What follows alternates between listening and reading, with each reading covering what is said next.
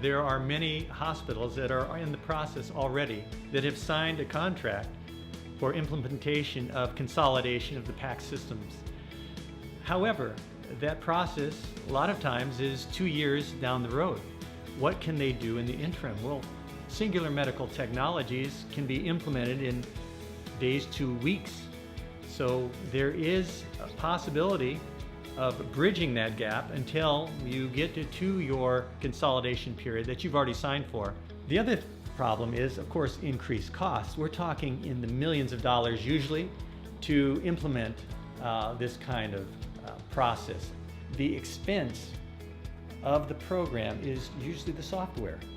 Singular Medical Technologies addresses the hardware to solve the solution and leaves the software alone where the increased expenses are. The expense is in the range of 1/10. So a good figure is on this, 1/10 of the cost and 1/10 of the time for implementation. Even if you buy the best PACS system, the bottom line is how fast your bandwidth is.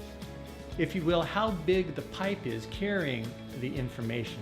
If you have one outlying hospital, let's say, that does not have the bandwidth the big city does, the small hospital will actually drag down every other study read in the system of the bigger hospitals. The bandwidth increases with the different sites. So now we're having a complex structure going on where we have to jump through different filters, different encoding, decoding type, translation. We have a lot of different steps. With those steps comes increased cost and the probability for possible failure along the way. But Singular Medical Technologies does not use as much bandwidth, does not need as big a pipe as those who use the VNA or cloud-based system to address their problems. They don't have to jump through all of these hoops. They can go straight from the imaging modality to the PACS server to the radiologist's PACS system.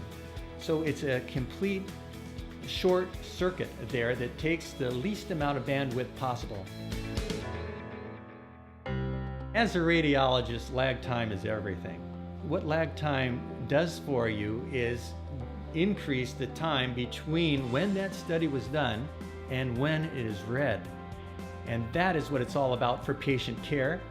So it is very important for the radiology group, for the hospital, for the individual radiologist to make sure that study is read in a timely fashion. Because we don't have increased lag time of the VNA and the cloud-based systems, we don't have to roll from one station to another station and possibly miss some.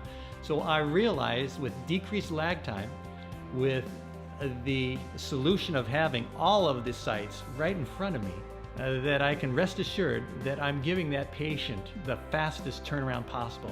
That comfort knowing that you're doing the best you can and not having to worry about the technology behind all of that gives the comfort level back to the radiologist.